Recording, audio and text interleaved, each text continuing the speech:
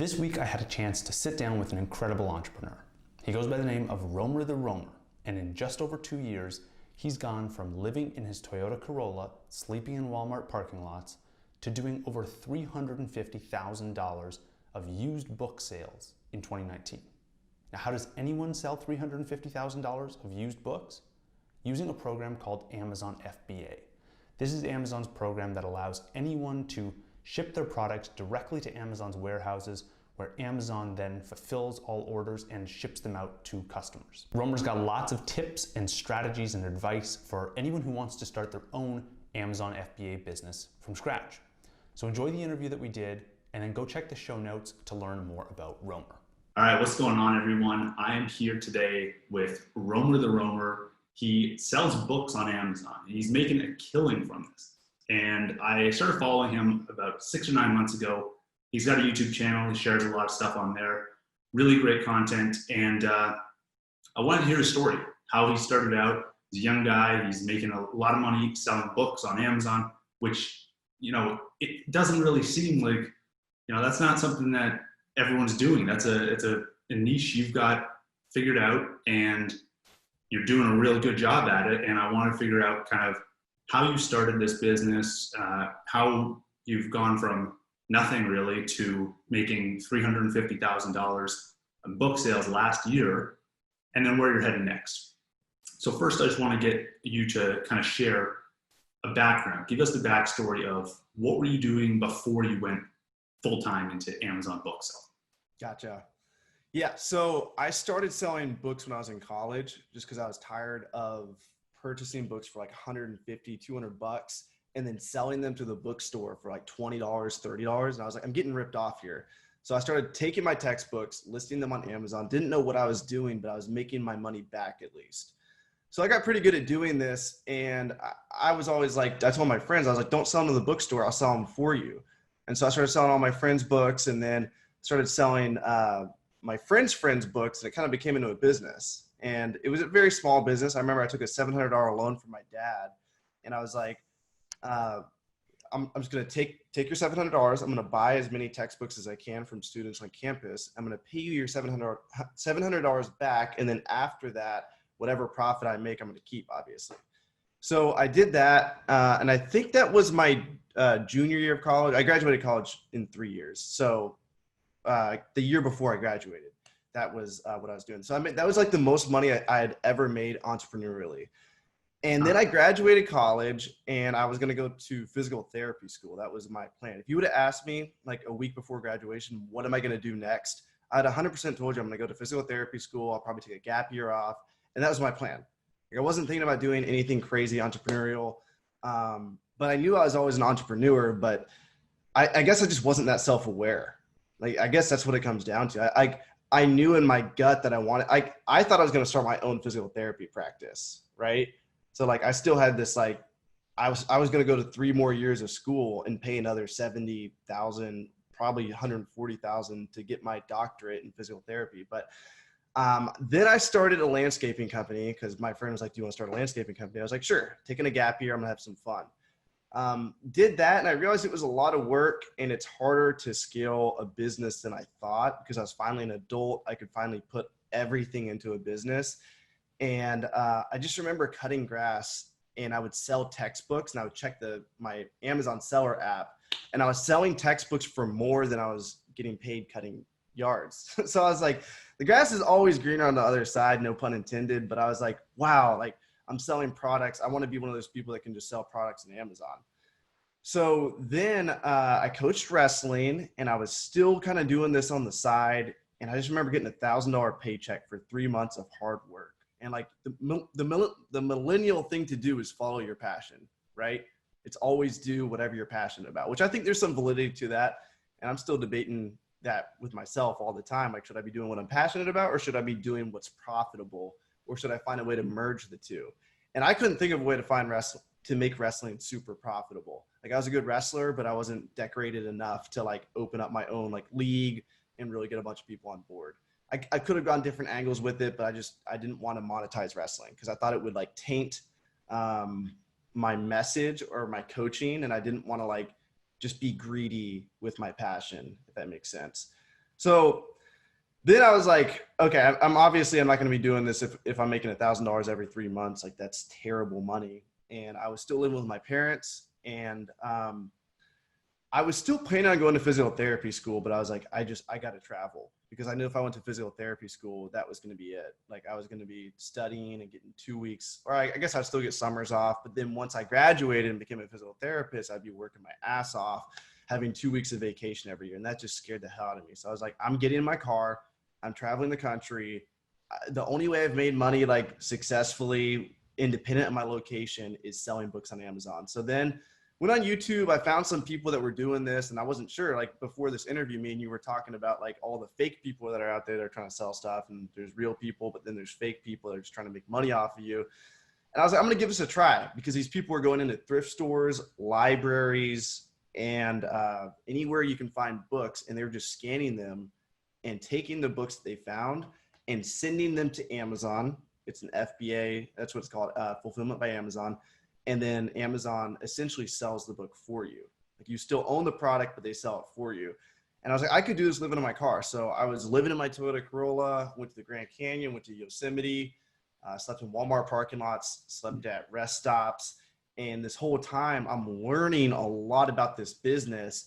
And I met people who were doing this at scale. And so I met people who were, selling millions in books every year. And there was like 4 or 5 different ways people were doing it. Like there was some people that were going and buying like pallets of books, which wasn't my way, obviously. There was some people doing what I was doing, which they're going into thrift stores, libraries, and just cherry picking. Then there was some people going to college campuses, establishing relationships with colleges. There was so many different ways to do it. There's some people buying books on Amazon and selling the books back on Amazon. So like I was toying with every single method possible. And I just learned a lot, and I focused on what worked for me. And here I am today. Like I live in Miami with another YouTuber, if I can consider myself a YouTuber. I have a small YouTube channel, but Rake and Profit, he's got 150,000 subs, and that's from networking as well. So networking got me, not only did it allow me to learn about the different models that can actually scale in books and like see people doing this full time, it connected me with like the whole influencer side of people in this business as well. So yeah, I mean, that's really my story. And here I am today, 2 years in. And Yeah. So you've been doing this for 2 years full time. And you said when you first started out, your strategy was mostly thrift shops, libraries. Yes. Has that strategy shifted over time? 100%. So I tried everything. I tried every model. I even did bulk. So I was getting pallets for a while. I was doing online arbitrage. That didn't really work out. What worked for me was consignment. So getting people's books. And that's kind of how I started. Remember when I was getting students' books and selling them for them? That's what worked. And the thing is, like, if you look at books, if you have an average sales price of $10 and you sell $100 worth of books, your Amazon payout's going to be much smaller than if your ASP is like $30. Because if you're $30, Amazon's going to pay you a much larger percentage. Right. So I started focusing more on textbooks, and I was doing a lot of liquidation type deals. And this was back when I was like traveling in my car, but I was going to like just different businesses closing down, and I would just go in there and get all the books. And a lot of times they were expensive books, and that really jump started me into like, that's when I think once I got a couple of those deals, I was like, this is real. Like once my Amazon sales got to like 20,000 a month, because it's about 30% profit margins. I was like, and once I got to about 20,000 a month, I was like, wow, I can really do this. And I cherry picked up until probably last August. And then my business, restrictedinventory.com. So I developed an audience, posted on Instagram and YouTube, and I started selling people's restricted textbooks for them. So these are textbooks that not all sellers can sell on Amazon, but my account can sell them. So started doing that for people. And then I really ditched my other sourcing methods. I mean, I still work with a couple libraries, a couple colleges, but I just focused like, again, on like what works, like what was working for me. Like I tested all the business models out. This one worked for me. I had the advantage. There was a few barriers to entry. Not everybody has a social media following. Not everybody can sell these textbooks. Like all these things, all these barriers to entry really made this business make sense for me. And then I just pursued that hard. And that's when my sales just skyrocketed. I think I did like 80,000 in August that year. So I went from 16,000 a month at the beginning of the year, which I thought was really good, to like 80,000 in August. And that's when I was just like, wow, this is a really big opportunity. Yeah, that's incredible. And so, you started 16,000 in the beginning of 2019, up to 80. And then I think you mentioned in one of your videos that eventually something happened with Amazon where they locked you out of your account. Okay. Yeah. You know my story. I saw a bit of this video. Tell me more about what happened here. Because I think it's a real risk for a lot of people. Like, even not just on Amazon. I think anyone starting a business, like we see it with YouTube now. YouTube starts censoring content. Amazon has full access to lock an account. So how do you, well, first off, tell us what happened, and then how do you think about mitigating this risk now you have your own inventory business? Yeah. So my Amazon account got shut down because they said it was we got a counterfeit claim. So there was a counterfeit claim in, and I knew my account was about to get shut down because I just had heard through the grapevine. I'd heard so many other stories of this happening, and it was the same exact buyer who was claiming it was counterfeit for all of them. So the moment I got that counterfeit claim, I started aggressively repricing all my inventory so I could have cash, like liquid cash, just stacked up. So I did that, and I did not anticipate the shutdown being this tough. I was shut down for 2 months. They restricted me in textbooks, so my business almost got destroyed. I had built this brand, restrictedinventory.com, and it was almost gone because now I couldn't sell restricted inventory. So I combated that by using my network and finding people who were also ungated in textbooks and partnering with them. So now I have multiple accounts that I list on. I still have my own Amazon account, but it's gated now. But that was like 2 months of just nothing. If I didn't have the success that I had in August, I wouldn't have had enough capital to survive those 2 months.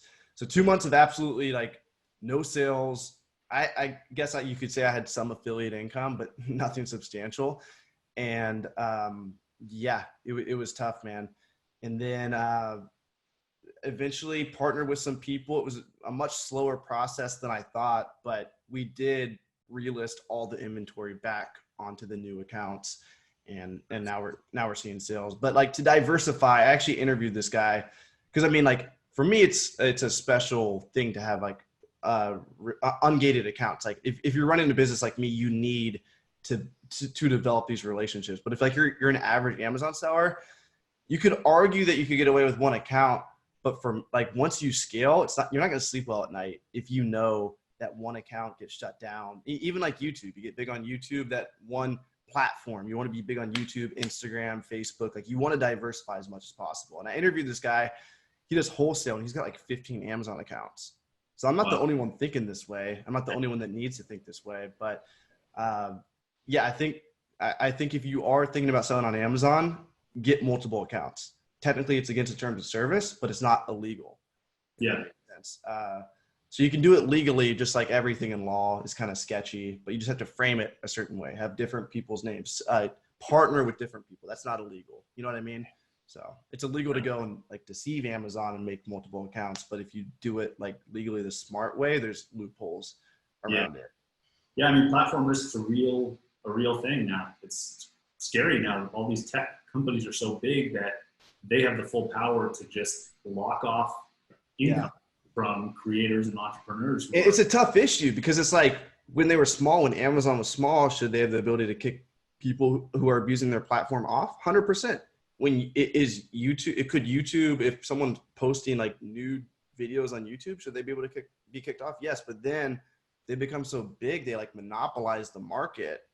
Right. And it's like, do they still have the ability? Because now when they censor it, it's like they're censoring like everything. Like they're to everyone. You say anything on YouTube, and the topic is like coronavirus.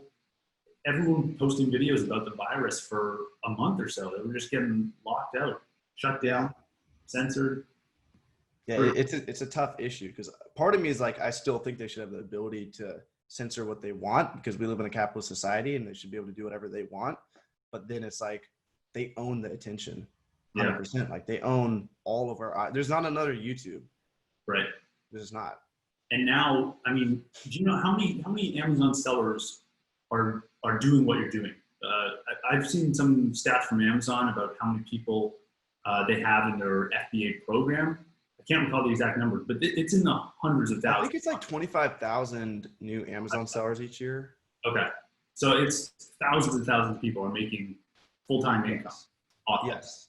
There's yeah, if you would ask me this a few weeks ago, I knew all the stats because I was shooting Facebook ads. So because I'm selling a course. I made a course now, and I was just shooting ads and I was pulling all the statistics to show that there's like a lot of people doing this. I don't know the exact numbers though. But I think it just really comes down to like anybody can do this if they work hard at it. Yeah. And so talk to me about the business model here. You mentioned the margins and how you first went into this business with high margin options, things like textbooks that are going for $30, $40, $50 maybe. I think a lot of people don't realize this, that the Amazon, the fees are mostly fixed, right? Like they vary a little bit, but they're, you know, if you sell a $50 book, you get a enormous share of that profit versus a $10 book. Talk to me about how those fees are structured. So again, back to the $10 analogy or $10 example I said at the beginning, like a $10 book is likely, if it's a regular book, it's likely going to have like $5 to $6 in fees. So you're left with $4 profit. And those fees are shipping, right? Say it again. They're just to cover the shipping, right? And so there's something called fulfillment by Amazon fees. So to get it to Amazon, it's going to cost about 20 cents. Then the Amazon, for them to pack it up in a nice cardboard box, it says Prime, for them to do all the fulfillment, they're going to charge about $5, $6.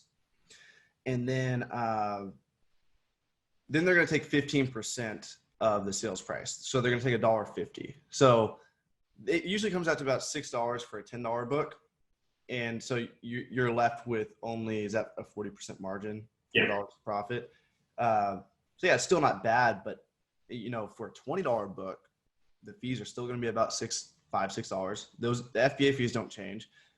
Now it's going to be $3 for the closing fee, for the 15% closing fee, but it just stacks up. So with the $20 book, you're looking at like 70% you're keeping. And then as you get up to like a $100 book, you're keeping like 80, 90%.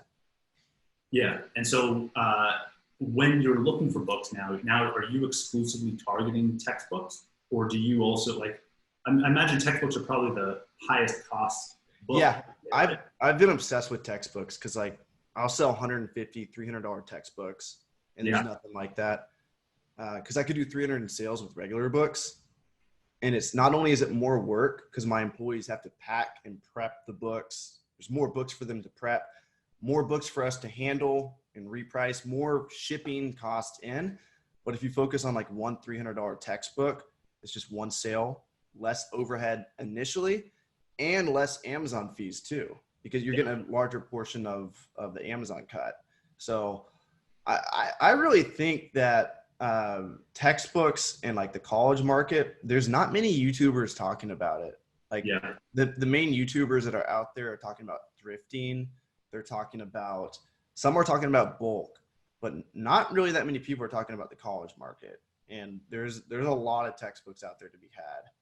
So are you now visiting college campuses to? Not anymore. I was doing that for a while. I was going and like literally knocking on the doors of professors, but then that's not really a scalable model. What's scalable is establishing a relationship with a school where you can go back time and time again and either do like a college buyback where you set up a table for the day and purchase books from students. I got a pretty sweet deal where they just set the books aside for me. Yeah. So whenever the kids on scholarship, right, they get their books paid for, and at the end of the semester, they don't know what to do with them. But they're not theirs because the school paid for them, so they give them back to the school. And I got a sweet deal. And like I would have scaled this model if restrictedinventory.com didn't take off. Like this was, and that's the only reason why I'm being open about it right now. I'm not sure how many of your followers are interested in starting a book business, but essentially like I have one school that makes me about $4,000 gross profit each year. And we split the profits 50-50. Again, it's consignment. I'm obsessed with not spending money up front. Even though like the cost of books are super cheap, like people pay $1, $2 for a book, like that's great. But if I can spend $0, last year I was sourcing, like when I was cherry picking, I was sourcing 1,000 books a month, and I was paying like probably $1.50, $2 on average. Didn't have a lot of money, and it's still a lot for me to pull $1,500, $2,000 out. You know, back then that was a lot of money for me. So I got to the point where I needed to not spend any money up front. So I just started selling books for people, and I proposed that to the colleges as well. Right. And that's the way to do it, because a lot of people who may not know this is Amazon isn't going to pay you until, like, they pay you after the fact, after the book is sold, right? So you buy the book. If you have to pay for it in cash, you may be holding that book, shipping it out, waiting a week. Yeah. Once it's on Amazon, then you have to wait until they sell it. Yeah. Which could be days, weeks, months, who knows? And then you get the cash. Yeah. 2 weeks after that? Yeah. Every 2 weeks. It takes about 3 months on average for books to sell. Yeah. So you got that cash conversion cycle. You flipped it around. So you get the cash, or you don't have to put out the cash right away, and you get it when it's in, and you send it out. Exactly. And then once you get your inventory to a certain point, you know, you'll sell about 20% each month. So for every 1,000 books you have in stock, you're going to sell 200. And so then you have consistent payouts. Then it's not as big of a deal. But starting out, like if you're really trying to go hard, you can go negative really fast just by spending money, shipping in, all those inbound shipping fees. Yeah. So I mean, you said you spend about $1.50 or $2 per book when you have to go out and source them yourself and yes, reach out. And is that at a thrift shop? Is that thrift stores, libraries? Yeah, those are the main. All roughly the same cost. Yeah, about. Yeah, and then that eventually. So if you're doing 1,000 books a month, you're already at what, $2,000 almost in expenses. Yes. In a single month. So what do you recommend for someone starting out that they kind of stagger that? And I recommend, like, this is the issue. Like, I recommend, because you want to see success fast. Like, that's part of being an entrepreneur, is like you have to get that reward circuit in your brain. You need to complete that loop as soon as possible. So like I go back and forth on this advice, but if you want to make the most money possible, what you need to do is only source profitable books, like extremely profitable books, like $10 plus. And then ditch all the $1 to $2 profit books. And so instead of sourcing 1,000 books your first month, you're going to source 200. But because you're only focusing on the most profitable books, your profit's going to be about the same. It's going to be maybe a little bit less, but you're also going to spend less time on like prepping the books and even sourcing them. And you're going to spend less money on the inventory. So what I recommend is, like, if you don't have much money, there's also free ways to source books, but if you don't have much money, focus on the cheaper, focus on cheap books that have the high profit. So focus on the higher dollar books. Don't focus on books that are only going to get you $2 profit. That's my first tip. The next tip would be source free inventory. So go on Craigslist, go on OfferUp, Nextdoor, these different apps, and then even do consignment. Of course, you need to know how to track your profits, but do consignment with college students, do consignment with your friends. And that way you're not spending any money up front, and everything you get, you can reinvest back into your business. Right. And so after you've done this for a few years now, you've had a few of these cycles of money going out and then money coming back in, and you're reinvesting it. What was the moment for you where you recognized, okay, this is the real deal and this is going to be a full-time business for me? I think it was probably last year around this time, maybe 13 months ago. I was just networking hard and pursuing different business models, but I went to one liquidation deal, and I think it was like 10,000 profit, or 10,000. It was at least 10,000 gross sales, which was still like 7,000 gross profit. And I was just like, wow, like this is doable. And then going to the networking events and seeing that people are doing this full time, that also kind of changed my mind. I was like, wow, these people are actually doing it. And so now you got this full-time business running. I think you mentioned you have a few employees too. What is that? What does your tech stack look like? Like what services are you using? What is actually required to run a business like this? Depends, because my scenario is unique because I've built a personal brand, and that's so entangled with my business that I have virtual assistants that do videos for me, editing videos, thumbnails. I have virtual assistants that just handle like restrictedinventory.com. So those are things like everyday people going into this business don't really need. Even though I think there's an argument for everybody having a personal brand. I think everybody should have a personal brand, especially if you enjoy it, because so much opportunity will come from that. But aside from that, like the nitty gritty in my business is listing. So I have people that list books for me. I have about five people. I have 2 full-timers and then 3 dedicated part-timers. So people that list books for me, they prep the books and send them to Amazon. And then my 3 virtual assistants. And then I have partners for different projects, but they come and go, like software projects. And again, that's not necessary for everyday people in this business. I think for people that want to get into this business, I think everybody should hire a lister, someone to pack the books for them, like within the first 2 months. And that's an in-house physical, right? Not a virtual assistant. Yeah, it has to be here in America. Yeah. I pay $12 an hour, but let's do the math again. Like if you're sourcing 1,000 books a month, let's say you can find a way, because you can find a way to get those books for free, or at least no upfront cost. So either consignment or free. You can take that money, that $1,000 that you would have spent or $2,000 that you would have spent on inventory, and invest it in paying someone else to pack and ship the books for you. So now you just arbitraged your time. So now you have more time to focus on scaling your business. That's something I wish I would have done way earlier. And I did it very early on. I did it when I was living at my parents' house. I hired my first employee. Nice. But I think people, they start a business and they start doing everything in their business, and they think they have to do everything in their business. It's not like that. Just because you're sourcing like $1,000 in profit in books doesn't mean that it's an essential part of the business to list the books, but that doesn't mean you're making the money there. Like you're not making the money while you're listing the book. You're making the money when you purchase the book. And then everything after that can be systemized. So you should systemize it. Yeah. I had done a few, so I like to read just for joy of reading and learning. And so I kind of fell into this Amazon bookseller thing just out of that. I'm buying 10 books a month already. I don't want to spend $30. Started going to thrift shops, finding the exact same books. And then I'm like, wait, they're selling for $30 on Amazon. I can do the whole, take the $2 book and flip it into 30.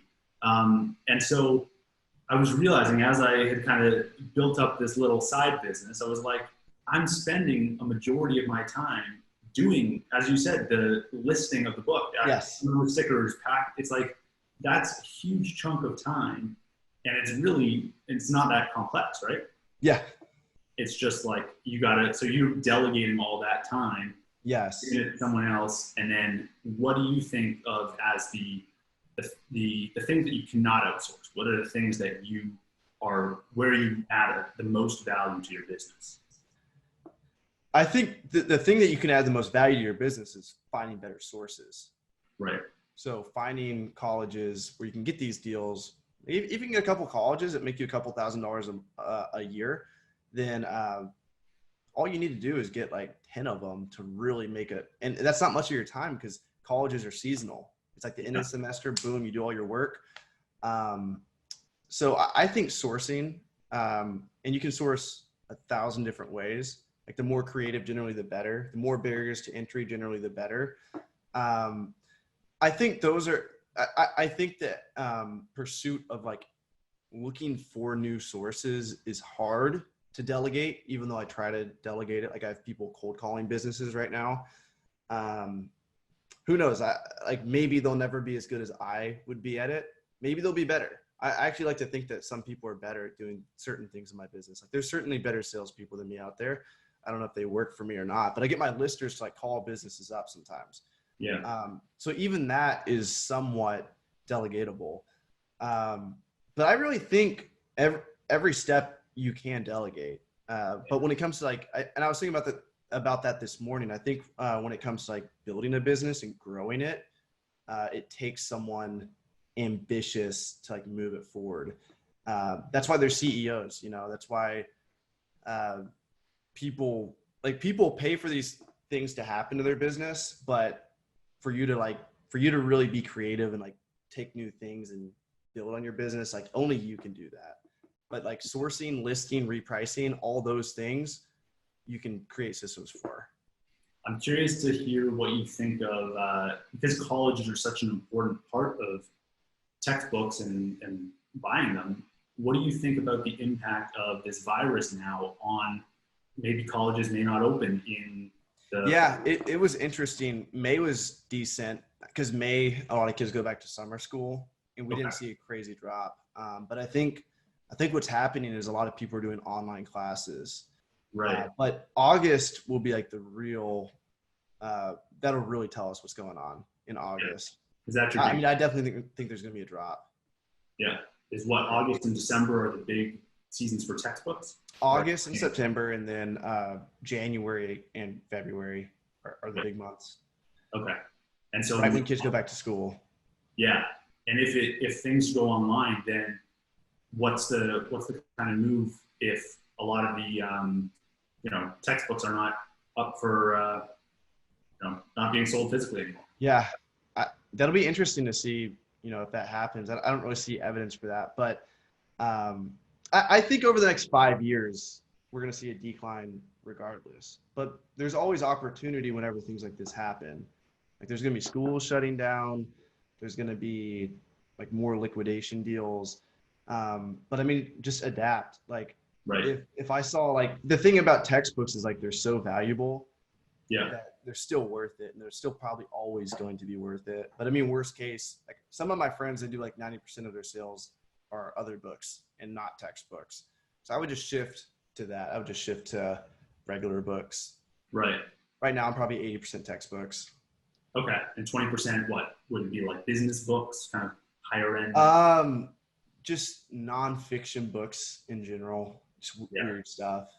You find nonfiction stuff is in that right price range above $10 versus fiction.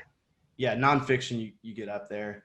Fiction generally it has to be a new book for it to be worth it. People buy a lot of fiction, but it sells for like $6-8. So for your sales, most of them are used books, right? Yes. Or will you ever find new books in some of these, like? Yes, we will. Yeah. And we'll even like if the book's in new condition, like pristine condition, sometimes we'll list it as new. Yeah. But that's like what'd you say? Yeah, if it's never been touched before. Yeah. Right. Yeah. And that's the debatable thing. A lot of people don't like to list a book as new if you bought it from like a store, but if it still has if it's in shrink wrap, I'm listing it as new. Yeah. Yeah, exactly. So you talked about how you delegate some of the tasks that you do with virtual assistants. I want to know more about how when you're going to a thrift shop, these book sales are often not priced set in stone, right? The prices are somewhat negotiable. They're, you can kind of negotiate your way to better pricing. Yes. How much of the business do you think or how much of your success would you attribute to finding better places to go versus finding better deals at those places? Like, can you negotiate down to a rate? You can, yeah. And negotiation comes in, like I don't try to negotiate too much at the thrift stores. I will sometimes, but not often. Like if it's like an outrageous price. Whenever you I tried bulk for a while. Negotiation was huge in that because there's like a lot of expenses, like the truck. You got to pay for the truck to move the books, things like that. But yeah, I mean, always lowering the cost as much as possible is huge. I will, like sometimes I'll say like, would you be opposed to like me? I'm buying 100 books. Can I get a discount on them? And then with students, it's even bigger. Like with students, you're paying sometimes $20, $30 a book. So you have to be very careful on how much you offer them, because Right. at scale that can add up so fast. What was the second part? You said the first part was Yeah, negotiating. I'm just curious if you could split those two up, because you said it was super important to find the right places to go. Mhm.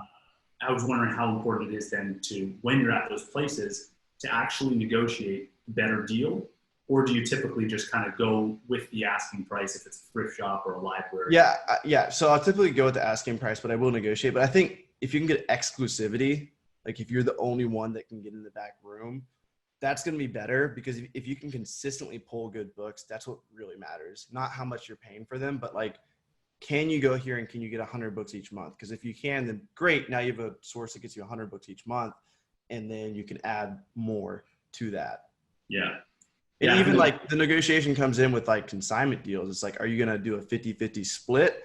We're going to do a 60-40 split, 70-30. How much work are you doing? How much work are they doing? Are they packing books and boxes for you? Are you doing all the work? So all that stuff's really going to affect your profits and how much time you're investing as well. Right. And then what do you think of when you think about a moat for the business and like a barrier to entry? You talked about this a bit, how to kind of like build the business for yourself so that no one else can kind of get access. I think what a lot of people aren't doing is like creating some sort of brand. So if you can create some sort of brand around your business and like look legit, have a website, present yourself as a business rather than just as a reseller, those people are winning. The people that can do that. And it doesn't take a whole lot. You just have to go like a little bit farther than everyone else. Another barrier to entry is like bulk, but bulk is just such a commitment. You got to get a warehouse. Like the person with a warehouse and the person with like a forklift and all like a truck, their overhead's going to be like fixed, but like really their overhead, like they're able to process the book so much faster, even though their overhead's higher. Like someone trying to do bulk out of their garage, like they don't have the forklift, they don't have the pallet jack, they have to rent a truck each time. So like with that model, the barrier to entry is like having all the equipment. So that's another barrier to entry. So brand, then there's the equipment, and then there's even like the barrier to entry, just like sales. Like, are you willing to call places that typically don't get people like us calling them, like maybe churches, maybe colleges, and establishing like long-term relationships with those places? Because that's what's going to allow you to scale. Not these one-off deals where like, okay, great, you got a bunch of books, but now you got to keep hustling to get more. Right. So the ability to like build, like that's almost like a barrier to entry, because people just don't want to do the work, like establishing like a long-term relationship with the business. Yeah. So now that you're at this position, what were your sales? So you did 350,000 in 2019. What was the year before that? That was nowhere near 350,000. I did 80,000 in 2018. So 80,000, now up to 350,000.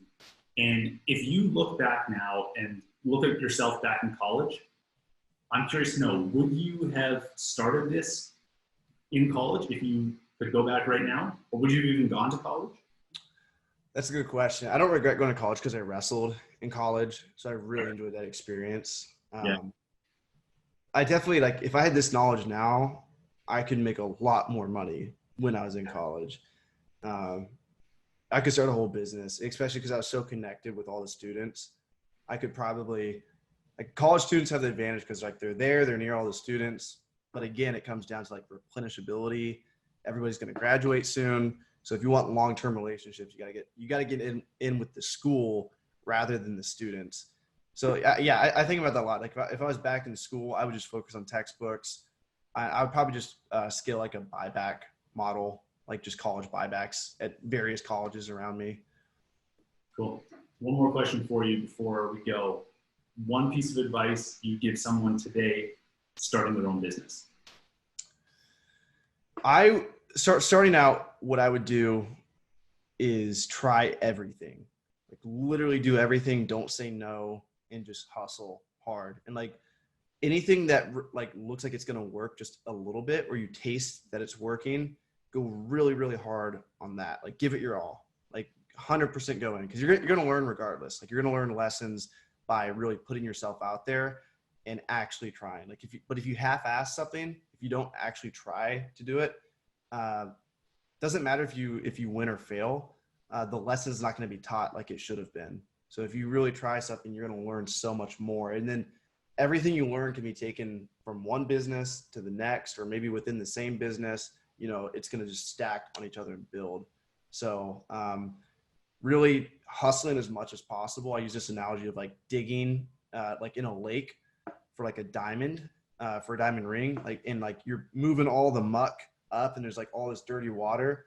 You keep doing that, like you're going to get cut a couple of times. There's going to be glass. There's going to be like all this crazy stuff in the water, maybe like a dead fish, but then you're going to get the diamond eventually. Yeah. You can't get that diamond if you're just like trying to be like a sniper rifle from the get-go. You're trying to focus on one thing, because there's all these other things that could be good. But I think the opposite's true once you start seeing success, because once you start seeing success, you know it works. So stop focusing on everything else and dial in on what actually works, which is where I'm at now. Yeah, love it. Well, all the best for 2020, and thanks for coming on, and yeah, hoping for another big year. Awesome. Appreciate you, Kevin.